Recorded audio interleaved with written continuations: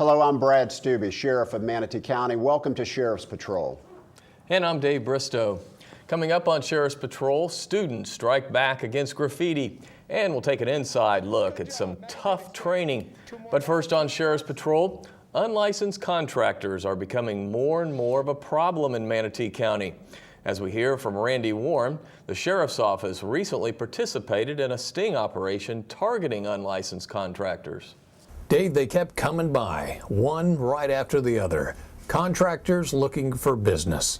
Problem is, many of these so-called handymen, as we found out, weren't qualified to do the work. This unoccupied house, needing renovation, was a perfect setup for attracting unlicensed contractors. Detectives with the Sheriff's Fraud Unit, Manatee County building inspectors, and the Florida Department of Business and Professional Regulation conducted a sting aimed at catching people who do this kind of work without a proper license. We've got a list of people that we're calling. We've got off out of the newspaper, off Craigslist and stuff like that, plus other complaints that we've received. Detectives and building inspectors watched from a nearby garage. Unsuspecting vendors took the tour and provided estimates. And once they agreed to do the job, Yeah, he can do the water heater. and offered a price, they got a surprise. Matt Miller with the Sheriff's Office. You're not under arrest. No, we're not going to arrest you. Do you have a driver's license or ID card or something on you by chance? Yeah. Some of the work is substandard. I mean, a lot of people are going to look at this like the Sheriff's Office has nothing better to do than these minor type crimes, but you got people that pay a lot of money to get work and repairs done in their home. Someone that might have an unlicensed activity come do that work and it's not done right, and then they have to turn around, spend more money, and hire someone to come fix what wasn't fixed right the first time. You can just step out with us. We're in the detached two-car garage. Just go over a few things with you. Although it might seem minor to some people, you got victims, people that are becoming victims of it, it's not minor to them. Detectives say with the way the economy is, many homeowners are looking for the lowest bid. And that is usually what the unlicensed contractor provides. Electrical work, plumbing, etc., stuff that they need to have a contractor's license for, and most of them don't, or they have one license, but it's good for one thing but not the other. And they're trying to do more than they're actually allotted or supposed to do under the license that they have. Or they're trying to use someone else's license and do work under that, which they're not supposed to do. What'd I do? That's what this guy was doing. Got some building department people here. I was very upfront with you. I know you were. Very upfront with you. In total, 14 people got caught. Just, you have a driver's license on you? Yep. During the two-day sting, the building department wrote citations. The DPPR wrote cease and desist orders, and detectives issued notices for each violator to appear in court.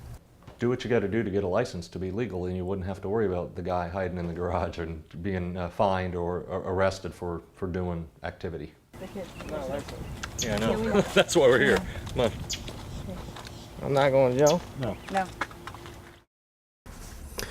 Now, as a homeowner, you can report unlicensed contractors by calling the Manatee County Building Department at the listed number here, 749-3047, or call the DPPR. They have an unlicensed activity hotline, and that's a toll-free number, 1-866-532-1440. You can also get a list of licensed contractors that's available through the Manatee County Chamber of Commerce, the Gulf Coast Builders Exchange, and the Manatee County Building and Development Services Department. And you can also verify professional licenses through the DPPR's website at myfloridalicense.com. Sheriff. We know Sergeant Miller is absolutely right, Dave. These types of investigations, although they don't appear to be something that, people want us to spend a lot of time on, they can lead to some other things, fraud, and bigger investigations. Well, we've had a ton of scams involving unlicensed contractors in this county where they will come in and they'll get the money and people will never see them again. That's right. So that's the first thing people need to check and make sure that these people are licensed. Okay, we'll move on now. Detectives continue to investigate the murder of a woman whose body was found late last year in southeast Manatee County. The body of 29-year-old Nicole Scott of Sarasota was discovered by a biker on December 11th at the end of University Parkway. Sam Levita joins us now to talk about the case. Sam, are we still getting new information coming in on this case? Yes, we are. The leads aren't coming in as fast as they were, but they are trickling in, and we're still following up on them as we speak. Sam, can you tell everyone how complex these investigations are? This case is, I want to say, is probably one of our tougher cases due to the fact that we found her in a ditch, and we have to determine then how long she was in this ditch, and the weather with her body deteriorating, evidence deteriorates, so that just makes it all the tougher. Sam, you're also working a double homicide from January. Tell us how that investigation is going. That too is a tough one because when you're dealing with a double homicide, you're trying to deal with friends and family, anybody that knew who they were with, and when those people, when there's no one involved that knew who they were, what they did, we're not getting many leads as somebody could tell us who they were last with or who their enemies were. So that too is a very tough case. Sam, thanks a lot for joining us on Sheriff's Patrol. If you have any information on these homicides or any other crimes in Manatee County, you can contact the Sheriff's Office at 747-3011 or, of course, Crime Stoppers at 866-634-TIPS. And Sheriff, a reminder that you can also receive a reward for your information that leads to an arrest. And we've gotten more and more information coming in, it seems like. You know, we started kind of hammering this home to people a year or two ago, and it seems like it's working. It is. We are getting folks that are calling in, and you know, not only Crime Stoppers, we give them the Sheriff's Office phone number, try to put the detective's extension up there, and they can call in anonymously and give us information. And hopefully that tip will weave in with something that we're doing, and we can go out and make an arrest. All right, we'll be back with more Sheriff's Patrol right after this. We're taking our county back one stroke at a time. This is a crime prevention alert. Home burglaries can be prevented by following these simple tips. Always lock your windows and doors. Keep areas around your property well lit. If you see unusual or suspicious activity, report it. And never open a door to someone you don't know. For more information, contact our crime prevention section or visit us online at manateesheriff.com. Every trip, every time, buckle up so you and your friends get home safely. Seatbelts save lives. Okay. Visit NHTSA.gov. That is spectacular advice. Brought to you by the U.S. Department of Transportation and the Ad Council. G-Morning, sunshine. Wakey, wakey. Text me. Are your parents home later? We can hang. LUV, love you. JK. Holla back. Holla back. Holla back. Are you with your friends? That's lame. We're in a huge fight right now. XO. What'd you dream about? Something I did? Are you on your way to the mall? I'm lonely. Nude pics. Send me some. Text me.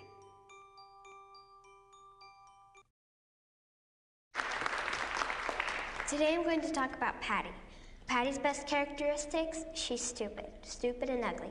Everything she does is ugly. Watch her eat. Watch her stuff her face. Look at her. Greasy hair, dirty fingernails. It makes me want to vomit. Get a life, Patty. Thank you.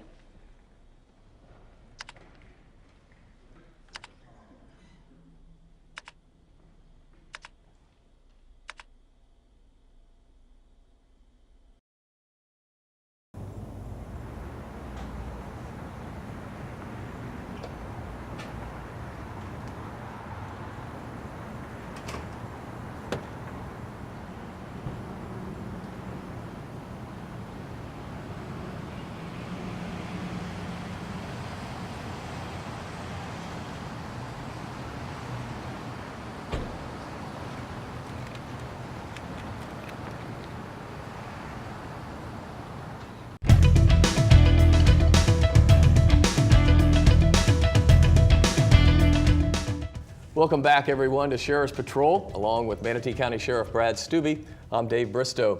We've been telling people for years to lock your cars and make sure you remove your valuables. Take a look at this video from a West Bradenton neighborhood. You can see the suspect going from car to car, checking to see if they're unlocked. It's called car hopping, and fortunately, in this case, we arrested 2 suspects for multiple car burglaries. Sheriff, again, this is something we've been preaching, and you could see in this video where they'll just go down a neighborhood and check, check, check, and maybe 1 out of 20 will be unlocked and they're in there. And usually that's what they target, is the unlocked ones. We have been preaching and preaching for 4 or 5 years. Please lock your cars and take your valuables out. And I guess it's getting a little better, but there's so many cars out there, a lot of opportunities for these burglars. That's true.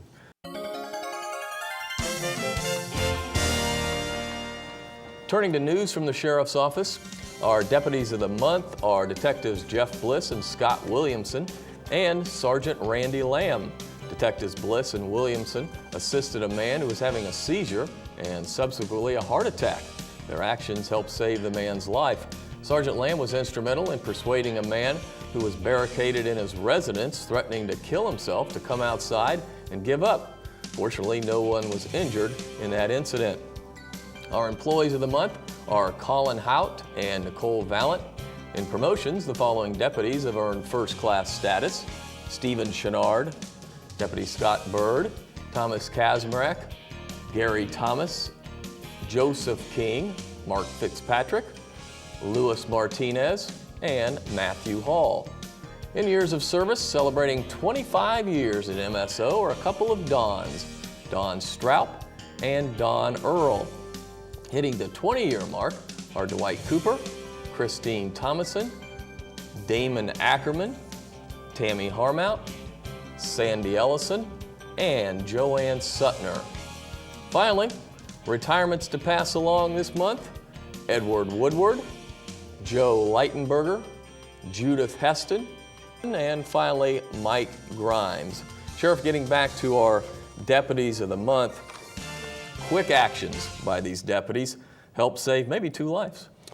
And if you come to our end of the month staff meetings, it seems like more and more we're giving awards to deputies and employees alike for saving lives. So yeah, it's what really you dream about in law enforcement, is doing that. Sheriff, gang graffiti is something that the community has had to deal with in the last several years. As we hear from Crime Prevention Deputy Don Stroup, the Graffiti Hurts campaign is helping to clean up the area. Dave, I'm glad you asked. Just as I got to this abandoned house that was reported recently on our graffiti hotline, a neighbor came up and said, yeah, this is what happened. This is what they did. And this house is abandoned, nobody's around, and it's been tagged all over. So I know you might see it now, but you won't see it later because we'll be painting over it pretty soon. We've suffered a lot of years with graffiti, and we really had to tackle this just like we attacked the gangs. We created graffiti abatement. We got a van, we got paint donated, and we take juvenile justice kids and we go around the different areas that have been reported and we have them paint over, and the word's getting out. Lately we have noticed a significant decrease, and that's so exciting, but we still need people's help. They need to call the graffiti hotline of 744-3768 to make a difference. In addition to that, we had competition. Keep Manatee Beautiful, Juvenile Justice, and the Sheriff's Office had competition all over the county with 3 different school levels: elementary, middle, and high school. They all competed, and we awarded the first, second, and third place. These posters that they made about Graffiti Hurts were demonstrated and presented to the school board. Frank Gargett with the Department of Juvenile Justice made the presentation to those kids. We are one of 6 nationwide, and of those 6, we are one of 2 nationwide that received the cash award based on what we've done over the last 4 years in Manatee County. So thank you to Keep Manatee Beautiful, all of our partners, the sheriff, for what we've done and what we've put together, because that's a pretty big recognition for us as a community in what we have done. And the part for us now is to take the education piece to the next level. This is the 2nd time we've done the Graffiti Hurts poster contest. We recognize some of you may still see the bus benches that are out there currently today that were out there from 2 or 3 years ago, and they're still up there and they're not tagged. And afterwards, we spoke to a few of those kids that won and asked them what they thought their message was. It was pretty cool. I was thinking about what mostly graffiti is about, because Like if you have this beautiful house or neighborhood and it has graffiti all over it, nobody will want to live in it or rent it or anything. And it takes a lot of time to clean up that graffiti. So I think that graffiti is really bad because it takes a lot of time to clean up that graffiti, and we're wasting our money on cleaning that graffiti when it could be on activities or things. I would say that we're trying to get the message out for people to know that graffiti will hurt other people and that they shouldn't be doing it and that it's bad for the community, and so they shouldn't be doing it. You know, I just love hearing it from those kids. It just shows we're making a difference. Well, I guess I better clean up my act now, so let's go here. This is how it's done. Just get that stuff covered up as quick as it comes up. Dial 744-3768. Graffiti hotline. All right, cool. Try to make it look as good as you can. It might not match, but it works a heck of a lot better than that other stuff. Just means we're taking our county back one stroke at a time. Okay, Sheriff, back to you. Dawn, that's another great report. And folks, you can go to our website at manateesheriff.com. And you can actually pick out the phone number. I think it's on the right-hand side of the pick list, and you can report the graffiti by phone. Yep, manateesheriff.com. We'll be back with more Sheriff's Patrol right after this. We're going to fire one round. We're going to go to slide lock. So when we go to slide lock, we're going to come to do a magazine exchange. Index a magazine, let the slide go home using the slingshot method. Full press, 2 rounds, and back to the holster for a total of 3 rounds. Here we go. Shooters ready? Gun!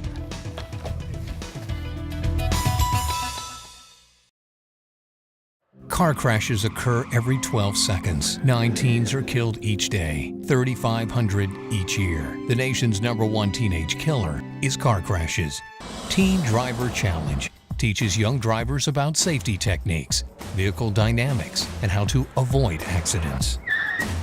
Register for the next Teen Driver Challenge by visiting our website, manateesheriff.com. Take the challenge and learn to drive like your life depends on it.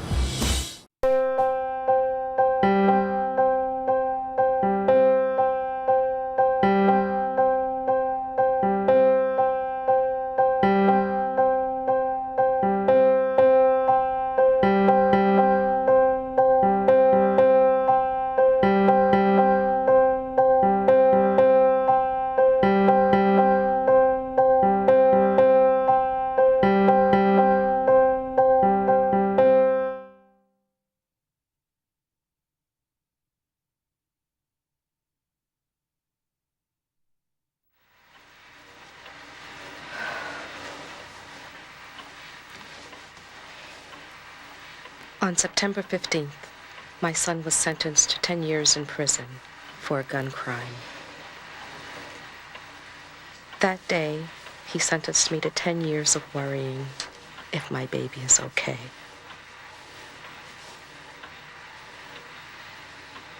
When you commit a gun crime, your family pays the price.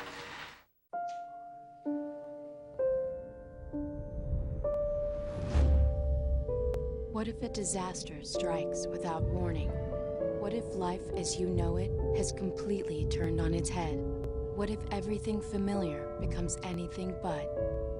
Before a disaster turns your family's world upside down, it's up to you to be ready.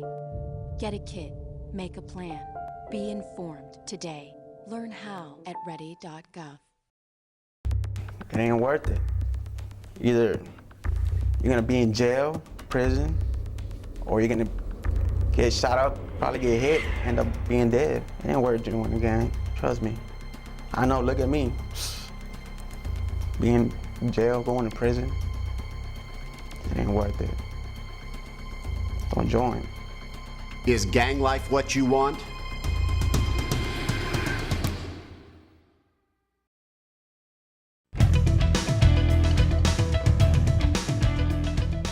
Welcome back, everyone, to Sheriff's Patrol. Whenever there's a crowd control problem in Manatee County, the Sheriff's Office CERT TAC team is called upon. We had our cameras at a recent CERT-TAC training session to show you an inside look at what goes on. Now we need to start applying the team concepts and training the way we're going to fight. I'll walk you through each step. The difference is now we've got a faceplate on, we're hot, we're uncomfortable, and we've got this equipment on. Yes, we have the RNC coming up in August, and we have actually been invited to go out there. As you can hear in the background, we're actually still training right now on our handgun. It might come out that what we've learned today and actually present them in a real life situation. So we do all that. We also are the jail side of it. We do all the riot control in the jail too. So this gives us both spectrums. Nice job, nice job. Slow is smooth and smooth is fast. 2 rounds in the center of the target. 50% of the deputies that are working on this team are law enforcement deputies and 50% are corrections deputies. So they all work together and it becomes just a team that is able to perform the missions they need to. Think about what you're doing, take your time. Slingshot method, there you go. Good, good, good. This is basically to come out here and show the team we're only as good as our weakest link, so this tells us how we need to train for the next training, what we need to train on, who we need to work more time with, and what the team leaders need to spend more time on for training. Nice shot. Both your last 2 shots are in the center. Good job. You've got a various amount of deputies out here with various backgrounds and various skill sets. When they come out here, it's nice to be able to put them all together. And we have different people at different levels of marksmanship. So right now we're training to the common standard as a team so that everybody has the same platform to work from. You don't have a chance to shoot with this on all the time. We see how particular and how important it becomes to get a full press on our target when we're wearing that kit. A lot of training we don't get to do a lot in full gear and gas mask. And you know, it's just fun to get the team together and try to do some training that we don't get to do a lot, especially in full gear with everybody. 2, 2, and 2 on the command gun. Shooter ready, gun.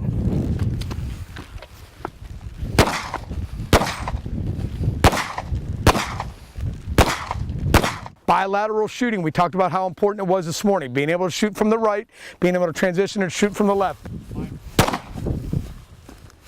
Keep moving, get in the fight, get in the fight. There you go, move. In the center. When you add in all this gear, it becomes more challenging. It's incumbent on you to train all the time. Anytime you do something on a weak hand or your support hand, it's different because a lot of guys don't come out here and train for their support hand.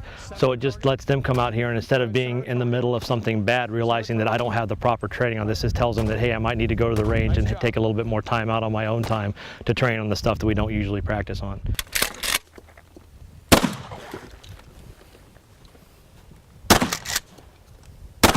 Nice job. Step back, weapon off safe. It's a little nerve-wracking. It's just because it's the first time we've done it. We've been trying to do it for years, and first time that we've done it with actual people in front, live fire. It's a little nerve-wracking.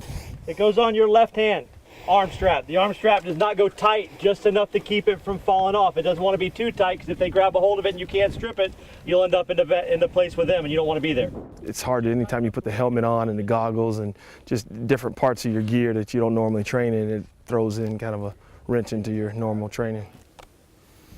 Good job, on safe. Fantastic. Step back and off to the side. Step back. I think I did pretty good. I had some problems with the gas mask shooting, but overall today I think I did pretty good. Still need to shoot more. Always, you can never be the best. So you always got to work to be up to Lou Gregory standards. No matter what our end state is that we're training, the most important piece in my mind is that we are training, and there's really no substitute for live fire training. So when we have the opportunity, which, you know, it's such a big opportunity to come out and get to do live fire training. So what we want to do is quickly brush off our marksmanship skills, work on those things, and then have an opportunity to do things outdoors that we wouldn't normally be able to do necessarily on an indoor range, such as shoot and move and things of that nature. So the end state's going to be what the end state is. The point of training is to be ready to accomplish the task that we have to accomplish.